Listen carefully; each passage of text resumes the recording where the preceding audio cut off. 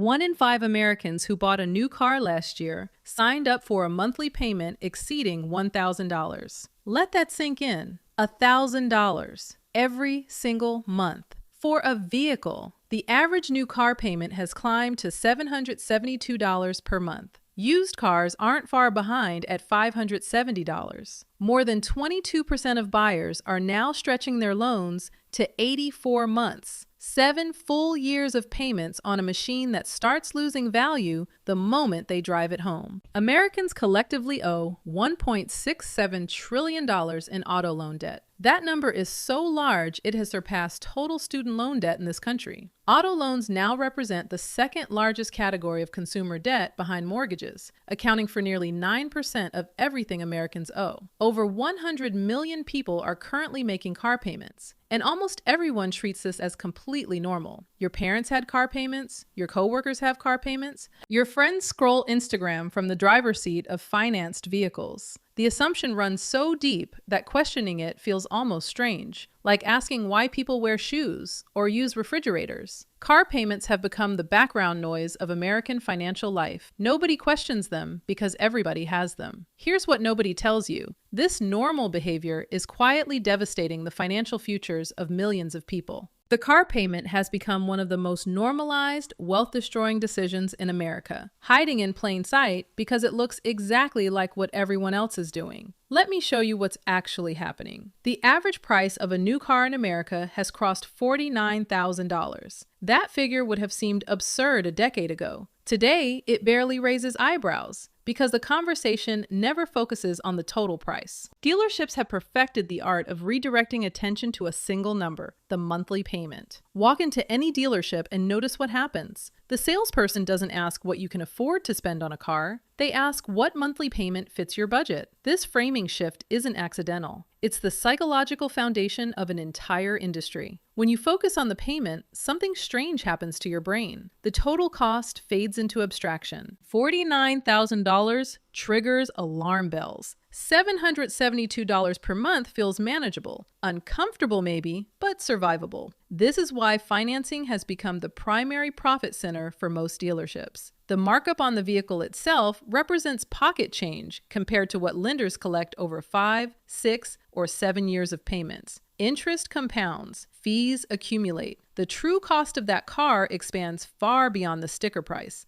but you never feel the full weight because it arrives in monthly installments instead of one crushing sum. If you had to hand someone $49,000 in cash, you would think very differently about the purchase. You would scrutinize every feature, question every add-on, consider whether you actually needed this particular vehicle. Cash makes people careful. Payments make people comfortable spending money they don't have. The same psychology drives credit card debt. Swiping feels painless. Handing over physical currency does not. The car payment system exploits this cognitive gap at industrial scale, extracting wealth from families who never consciously chose to transfer it. But the monthly payment is just the beginning. Consider what happens the moment you drive a new car off the lot. The vehicle loses roughly 10% of its value before you reach the first traffic light. Within 12 months, that depreciation climbs to 20%. After 5 years, the average car has shed 60% of its original purchase price. You bought a $49,000 asset. 5 years later, it's worth roughly $20,000. But here's the trap. Your loan balance doesn't depreciate. Your payment stays the same whether the car is worth $49,000 or $20,000. You're paying the same amount each month on something worth less and less. This creates a phenomenon called negative equity, owing more on the car than it's actually worth, and it has reached crisis levels. In the fourth quarter of 2025, 29.3% of trade-ins toward new vehicles had negative equity. Nearly 1 in 3 people trying to replace their car owed more than the car was worth. The average amount of that negative equity hit an all-time high of $7,214. Think about what that means practically. You want to get out of your current car. Maybe it needs repairs. Maybe you need something bigger for a growing family. Maybe you're just tired of the payment. You bring it to the dealership expecting to trade it in. The dealer tells you the car is worth $18,000. You still owe $25,000 on the loan. That $7,000 gap doesn't disappear. It gets rolled into your next loan. Now you're financing a new car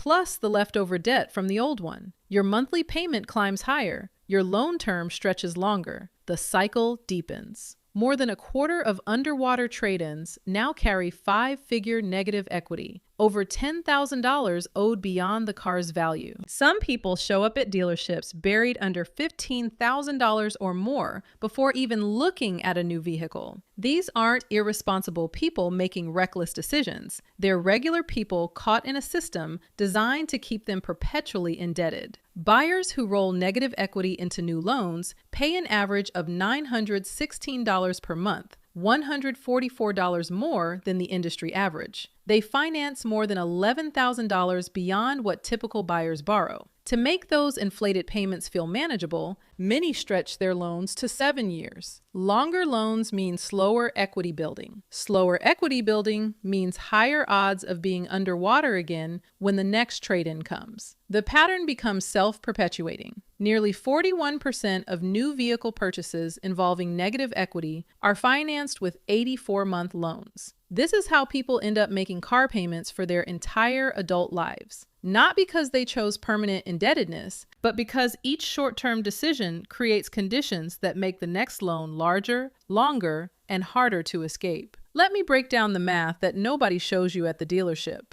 Say you buy a new car for $49,000. You put down $4,000 and finance $45,000 at 7% interest over 72 months. Your payment comes to roughly $770 per month. Over 6 years, you'll pay approximately $55,400 total. Interest alone adds more than $10,000 to the cost of the car. Meanwhile, the car itself is depreciating. By year 3, it might be worth $28,000. You still owe around $25,000 on the loan.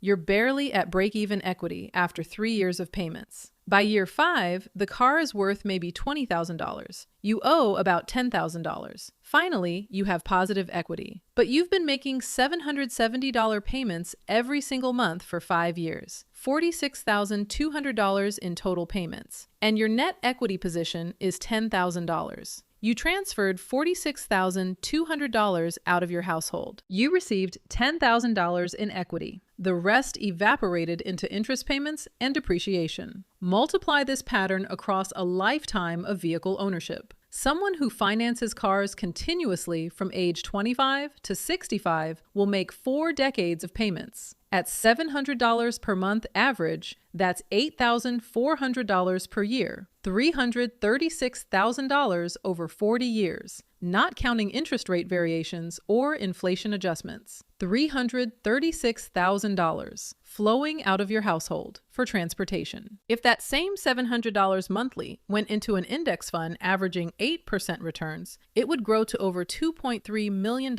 across 4 decades. The car payment doesn't just cost you the payment, it costs you everything that money could have become. Now consider what the payment actually buys beyond transportation. Insurance costs climb with vehicle value. A $49,000 car costs dramatically more to insure than a $15,000 car. Registration fees scale with purchase price in many states. Repairs on newer, more complex vehicles often require specialized equipment and dealer service rates. The car payment is a cover charge. It gets you in the door. The real expenses stack on top. When you finance a car, you're also financing a lifestyle tier that demands additional spending at every turn. The $800 monthly payment comes with $250 monthly insurance, $400 monthly in combined fuel and maintenance, registration and taxes spread across the year. Your total transportation cost approaches $1,500 monthly, $18,000 annually, for the privilege of driving to work. Some families spend more on car payments than they do on food, and they think this is normal because everyone around them does the same thing. Here's what actually happens to people with car payments. They budget, they try to save, they even invest a little bit when there's money left over, but they never seem to get ahead. Every month, $700 or $800 or $900 vanishes from their checking account before they can apply it to anything that might improve their long-term position. They make decent incomes, not minimum wage, genuinely good salaries, and still feel broke by the 25th of every month. They wonder what they're doing wrong. They try cutting streaming services and restaurant spending. They clip coupons and hunt for sales. Meanwhile, the car payment sits there untouched, unquestioned, treated as fixed and unavoidable as rent or property taxes. The payment isn't just extracting money, it's preventing wealth accumulation. Every dollar going to the car payment is a dollar not going to emergency savings, retirement accounts, or paying down higher interest debt. The opportunity cost compounds invisibly across decades. People reach their 50s having made 30 years of car payments and wonder why their retirement accounts look thin. The answer has been sitting in their driveway the entire time. But here's the aspect of car payments that almost never gets discussed. Financing a vehicle changes how you think about money in ways that extend far beyond transportation. When you commit to a $700 monthly payment, you're not just buying a car. You're training yourself to accept debt as a normal state of being. You're establishing a pattern where borrowing money for depreciating assets feels routine rather than alarming. This mentality bleeds into other decisions. If car payments are normal, why wouldn't furniture payments be normal? If 84-month loans are acceptable for vehicles, maybe 60-month financing makes sense for a kitchen renovation. The debt acceptance muscle strengthens with each exercise. Meanwhile, the discipline required to save cash for major purchases atrophies from disuse. People who pay cash for cars think differently than people who finance. Cash buyers evaluate the total cost because they feel every dollar leaving their account. They compare the $15,000 car to the $25,000 car based on actual value delivered, not which payment feels more comfortable. They develop patience, saving for months or years before making a purchase, rather than demanding instant gratification. Financing short-circuits this entire psychological development. You get the car today and figure out the payment later. The habit of wanting now, paying later becomes default operating procedure, applied eventually to purchases far less justifiable than transportation. Some people genuinely believe they cannot exist without a car payment. The idea of buying a vehicle with cash seems like a fantasy reserved for the wealthy, but this belief often reflects conditioned thinking more than financial reality. The average car payment for a used vehicle runs $570 monthly. Someone paying that amount for 3 years transfers over $20,000 to lenders. If that same person drove their current car for 3 more years while banking $500 monthly, they'd have $18,000 cash for a reliable used vehicle. The math works for most people who believe it doesn't. The obstacle isn't income. It's the assumption that payments are inevitable. Let me offer a concrete path out. Step 1. Drive your current vehicle longer than you think you should. Maintenance and repairs on a paid-off car almost always cost less than payments on a newer one. The average American trades in cars after just 3.7 years, often before the vehicle has any mechanical issues that would actually justify replacement. Keep driving it. Step 2. Bank what you would have paid. If you were making $600 monthly payments before the car was paid off, continue making payments, but to a savings account you control.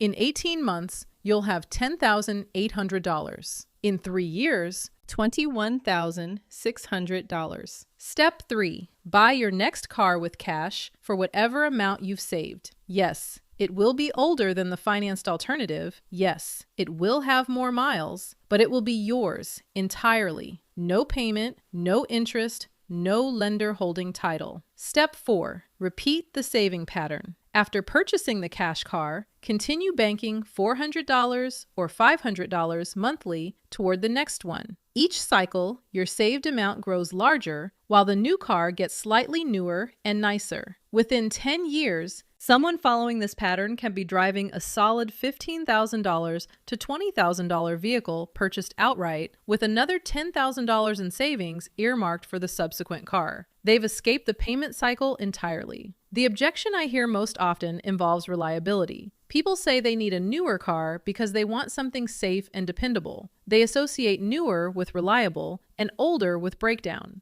This assumption doesn't match reality for most vehicles. A well-maintained 8-year-old Toyota or Honda runs just as reliably as a brand new equivalent. The depreciation has already happened. The bugs in that model year have been identified and addressed. You're buying proven performance rather than paying a premium for newness. Mechanics understand this intuitively. Walk through any shop parking lot and count the late model financed vehicles versus the older paid off ones. Mechanics know how to evaluate what actually matters in a car: maintenance history, build quality, common failure points. They're not impressed by new car smell or fresh paint. They drive older vehicles that run perfectly because they understand the machinery. A little knowledge about cars transforms the buying decision entirely. You stop evaluating vehicles based on monthly payment and start evaluating them based on cost per mile of reliable transportation. Suddenly, the 12-year-old Civic with documented service history looks better than the 2-year-old sedan with a 7-year loan attached. What about leasing? Some people view leases as a smarter approach because monthly payments run lower, and you're always driving something new. Leasing is renting a car you can never own. When you lease, you're paying for the vehicle's depreciation during the years you drive it, typically its steepest depreciation years. You face mileage restrictions. You get charged for any wear beyond the ordinary. At the end of the lease term, you hand back the keys and have built exactly zero equity. Then you lease another one and another. The payments continue indefinitely. At least loan payments eventually end. Leases just restart every 2 or 3 years. You're subscribing to a car rather than owning one, paying perpetually for access without accumulating any value. Leasing makes sense for businesses that can deduct the expense. For people who genuinely need a new vehicle every few years for professional reasons, or for those who have so much wealth that the math simply doesn't matter. For everyone else, it's the most expensive way to drive a car over a lifetime. If you wouldn't walk into Enterprise and rent a car for 3 straight years, you probably shouldn't lease one either. Let me address the emotional dimension directly. Cars are identity objects. They signal success, taste, membership in particular tribes. Pulling into the parking lot in a certain vehicle says something about who you are, or at least who you want people to believe you are. This isn't shallow or stupid. Humans are social creatures. Status signals matter in ways that affect real-world outcomes, from job prospects to dating to how strangers treat you in public spaces. But financing identity is extraordinarily expensive. You're borrowing money to project an image, paying interest on a perception, making monthly payments on other people's opinions. The $800 car payment isn't buying transportation. It's buying the feeling of being seen a certain way. Some people keep making car payments because the alternative, driving a paid-off older vehicle, feels like visible evidence of financial limitation. They'd rather be privately broke and publicly successful than publicly modest and privately building wealth. This trade-off works exactly backward. The quiet path to wealth involves looking less impressive than you could while systematically building assets. The loud path to financial fragility involves looking as impressive as possible while systematically depleting them. Nobody knows your net worth by looking at your car, but your car payment knows your priorities. Consider 2 people earning identical salaries. Person A finances a new car every 5 years, maintaining continuous payments averaging $700 monthly across their working life. Person B drives paid-off vehicles purchased with cash, never making payments after their initial transition period. Assuming identical salaries and living costs, Person B banks roughly $8,400 more annually than Person A. Invested across a career, that difference compounds into hundreds of thousands of dollars. At retirement, Person A has driven nicer cars. Person B has accumulated substantial additional wealth. One person optimized for appearance during their earning years. The other optimized for financial freedom in their later years. Both made choices. Neither is morally superior, but only one is actually financially rational, and it's not the choice our culture normalizes.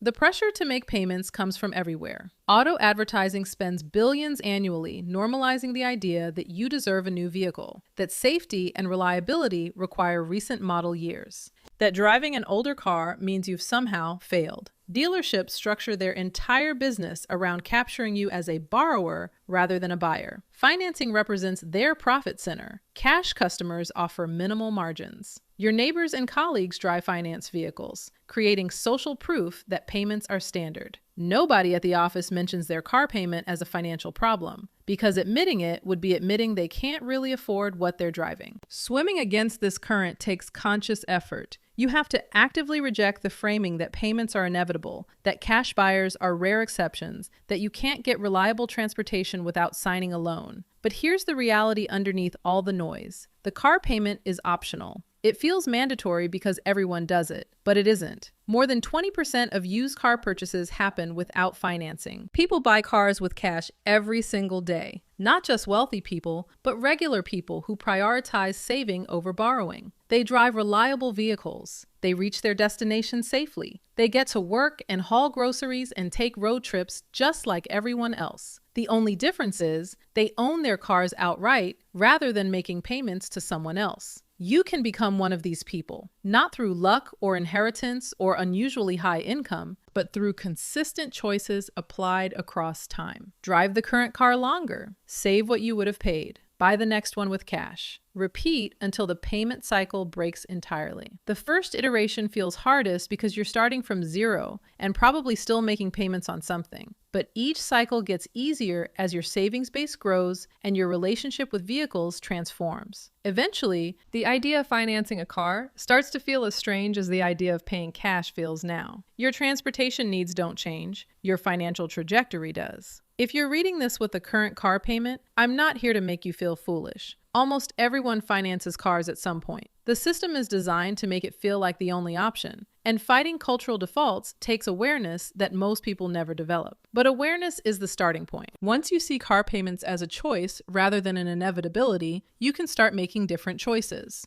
Once you understand that normal and smart aren't synonyms, that most people follow patterns that actively work against their financial interests, you can begin constructing a different pattern for yourself. Once you recognize that the $700 you send to a lender each month could be building your future rather than someone else's, the payment starts to feel less like an obligation and more like a decision. You can decide differently. The average American will spend well over $300,000 on car payments across their lifetime. That money will leave their household never to return, transferred to lenders and dealerships and insurance companies and fuel stations. Or that money could stay. It could compound. It could become retirement security, or college funds, or a paid-off house, or the freedom to walk away from a job you hate, or the ability to help your kids start their adult lives without crushing debt. The car gets you to the same places either way. The payment is the difference. Everyone thinks car payments are normal. They're common. They're typical. They're what people around you have always done and will likely continue doing. But normal isn't the same as necessary. Common isn't the same as optimal. What everyone does isn't automatically what you should do. The path out isn't complicated. Keep the car you have, save what you can, buy the next one outright. Repeat until the cycle breaks. 3 steps, applied consistently across years,